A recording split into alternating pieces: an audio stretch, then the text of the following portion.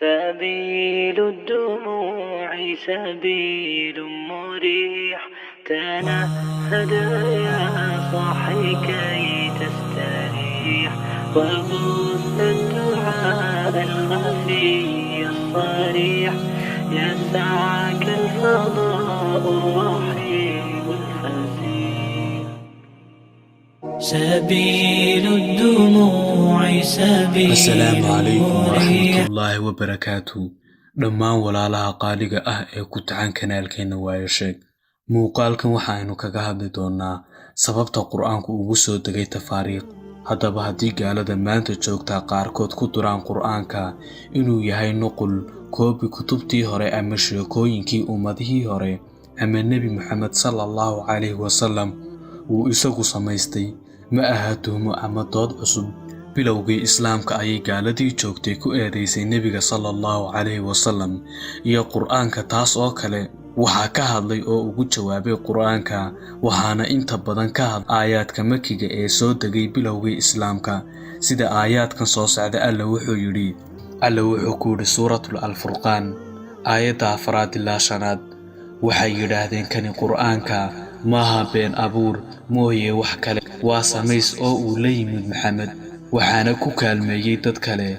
waxay la yimaadeen kuwa warkaa yidhi dulmi iyo been daran, waxay yidhaahdeen waa warkii dadkii hore oo uu iska qoray, kaas oo loo yeedhiyo aroor iyo galaba. suuratul al-furqaan aayadda 4-5 waxaa alla ugu jawaabay kuwan isla aayadda ku xigta, isagoo hadalkoodii cambaareeyey, sheegayna isha uu quraanku ka yimid oo ah alla laftiisa ee aanay ahayn wararkii dadkii hore. alla wuxuu yidhi qul anzalahu alladii yaclamu sirra fi الsamaawaati wاlأrض. waxaad tidhaahdaa nebi maxamedow, waxaa soo dejiya qur'aanka ka og waxa ku qarsoon cirarka iyo dhulka. waqaala aladiina kafaruu lowlaa nuzila calayhi alqur'aanu jumlatan waaxidatan. waxay yidhaahdeen kuwii gaaloobay, maa lagu soo dejiya nebiga qur'aanka mar keliya isagoo dhan. qoladanna alla wuxuu ku yidhi suuratul al-furqaan aayadda 32 sidaas waxaan u yeelnay inaan ku sugno qalbigaaga, waanuna kuga akhriyaynaa akhrin. waxaanu soo dejinnay isagoo kala googa'an, waxaanuna dhab u ognahay inay odhanayaan waxaa bara nebiga qur'aanka dad. alla wuxuu eedaasna kaga jawaabay isla aayadda qaybteeda dambe isagoo leh lisaanu aladii yulxiduuna ilayhi acjamii wa haada lisaanu carabiyin mubiin. luuqadda qofka ay leeyihiin wuu baraa waa cajami, luuqad aan carabi ahayn, kanina waa af carabi cad. waxyaalaha kale ee ay gaaladii berigaas ku sheegeen qur'aanka waxaa ka mid ahaa faqaala in haadaa ilaa sixrun yuuthar, in haadaa ilaa qowlulbashar. wuxuu yidhi kani qur'aanka ma aha waxaan sixir la soo guuriyey ahayn, kani ma aha wax aan hadal ahayn.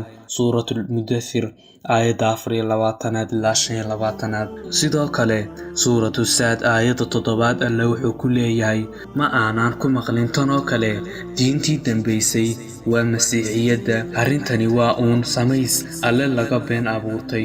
suuratu saad aayadda 7 alla jawaabtooda wuxuu ku xusay dhammaadka suuraddan markii laga sheekeeyey qisaskii nebiyada qaarkood, abaalka wanaagsan ee muuminiinta, hoyga sugaya gaalada iyo ciqaabka u sii yaal halkaasi, ayuu alla ku soo gunaanaday. qur'aanku waa uun u waano caalamka, xaqiiqadiisana waxaad heli doontaan waqti dhow geerida kadib. alla wuxuu ku leeyahay suuratul al-anfaal aayadda 31 marka lagu dul akhriyo aayaadkayga waxay odhanayaan waanu maqalnay, haddii aanu doonano waa odhan karnaa kanoo kale, waa samayn karnaa qur'aankan oo kale. kani wax aan sheekooyinkii dadyoogii hore ahayn ma aha.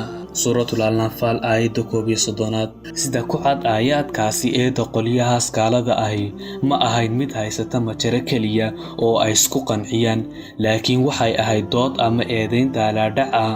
mar waxay ku eedaynayaan qur'aanka inuu yahay warar laga keenay ummadihii hore, taas oo aan suuragal ahayn.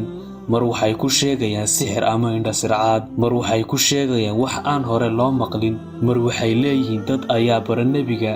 eedahaas kala duwani waxay tilmaamayaan in aanay jirin mid ay ku kaaftoomi karaan kuna eedeeyaan qur'aanka inaan laga soo guurin kutubtii hore. waxaa ka jawaabay isla isaga qur'aanku inaanu ka iman kutubtii hore, gaar ahaan kuwii ahlul kitaabka. culimmada islaamku waxay kaga jawaabeen in haddii ay jiri lahayd inay xaraf isu waafaqsan yihiin labada kitaab lagu doodi kari lahaa inuu ka yimid, laakiin taasi ma dhicin. talabaad, qur'aanka oo ka dambeeyey towraad, waxyaalaha ku qoran ee axkaamta ahi ama ka waranka alleh waa ka faahfaahsan yihiin, ka cadcad yihiin, ama ka tafaasiil badan yihiin sida ay towraad ugu yaaliin. taasina waxay ka dhigaysaa inaanu qur'aanku ka iman kutubtii hore. teeda saddexaad, sida aynu aragnay, meelo badan ayuu qur'aanku sixitaan kaga sameeyey ama ku khilaafay kutubtii ahlul kitaabka. qaarkoodna qur'aanku wuxuu ka eegay dhinacyo kale oo aan ahayn qaabkii ay kutubtii hore uga sheekeeyeen. teeda afaraad, waxaa ku badan qur'aanka waxyaalo uu ka warramay oo aan ku qornayn kutubtii hore, taasoo iyaduna caddaynaysa inaanu ka iman kutubtoodii. mararka qaarkood oo labada kitaab isku khilaafaan xukun ama qiso, tusaale ahaan midkoodna xaaraantimeeyo midkoodna xalaaleeyo, haddii la isticmaalo caqliga ama mantiqa, waxaa laga garanayaa in xaqa uu u dhow yahay qur'aanku. waxaynu hore u soo aragnay qisaskii nebiyadii alle qaarkood oo ay isku khilaafeen labada kitaab, sida qisadii nebi haaruun ee samaynta dibiga reer bani israa'iil, iyadoo towraad dooda ay ku taal inuu sameeyey nebi haaruun, qur'aankuse uu sheegay inuu sameeyey saamiri. xidhiidhka ka dhexeeya qur'aanka iyo kutubtii hore sida towraad iyo isu ekaanshahooda meelaha qaar waxaa u sabab ah marka hore towraad iyo qur'aanku waxay ka wada yimaadeen il keliya oo waxaa soo dejiya alle.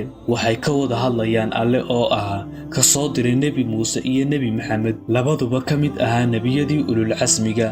haddii uu nebi maxamed sallallahu calayhi wasallam soo naqilay towraad, muxuu u soo qaadan waayey sheekooyinka iyo axkaamta kuwooda fiican ama saxda ah iyo kuwooda xunxunba? muxuu qur'aanku u kala guray oo u sugay qisaska iyo axkaamta qaarkood oo aan odhan karno waa wixii saxda ahaa, qaarkoodna u saxay, qaarkoodna aanuba soo qaadan? qur'aanku wuxuu tilmaamay inuu kitaabka qur'aanku yahay mid daba socda oo rumaynaya wixii ku qornaa towraad, mid saxaya wixii ay xumeeyeen dadkii beddelay towraad. haddii towraad beddelkii ku dhacay, wuxuu qur'aanku ku waafaqayaa wixii sax ahaan towraad ugu qoran, wuxuuna ku khilaafayaa wixii la beddelay ama la taxriifay. qur'aanka alle wuxuu ku yidhi isagoo ka hadlaya xidhiidhka labada kitaab ka dhexeeya: waanzalnaa ilayka alkitaaba bilxaqi musaddiqan limaa bayna yadayhi min alkitaabi wa muhayminan calayhi. waxaanu kugu soo dejinnay kitaabka qur'aanka oo xaq ah, isagoo rumaysan qirsan kutubtii ka horaysay, marag iyo ilaaliyana u ah. waxaa inoo sugantay in qur'aanku qirsan yahay kutubtii hore inay alle ka yimaadeen oo ay ahaayeen manhaj nololeed wakhtigoodii, laakiin alle uu ku beddelay soo degitaanka qur'aanka oo ah risaalad caalami ah oo ah mid soo khatimtay. aayaddu waxay caddaysay in qur'aanku yahay mid dhaqangelaya kutubtaas hore dabadood oo nasakhay ama beddelay axkaamtoodii. waayo markii uu islaamku yimid, waa la joojiyey shareecad ama diin kale oo aan islaamka ahayn, ku shaqaynteedii iyo axkaamteediina. alle wuxuu kale oo yidhi suuratul alcimraan aayadda 85: ruuxii raaca diin aan islaamka ahayn laga aqbali maayo, aakhirana wuxuu ka mid yahay kuwa khasaaray. way caddahay in islaamku beddelay dhammaan diimaha dunida yaalla oo dhan. qur'aanku wuxuu nebi maxamed sallallahu calayhi wasallam ku soo degayay muddo 23 sannadood ah. sida aynu soo tilmaamnay, gaaladii markaa joogtay waxay yidhaahdeen, muxuu qur'aanku u soo degi waayey hal mar?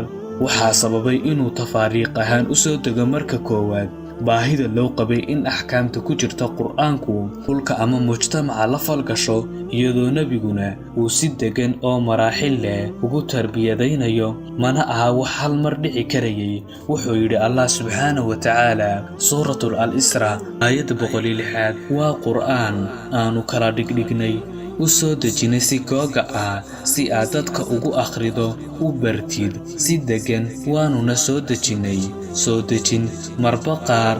sababta labaad ee loo soo kala hordejiyey waxay ahayd koritaanka mujtamaca muslimka iyo awooddiisa oo marba heer soo joogtay, oo sharaa'icda nolosha, dhaqaalaha iyo dowladnimadu marba heerkay taagnayd loola hadlayay.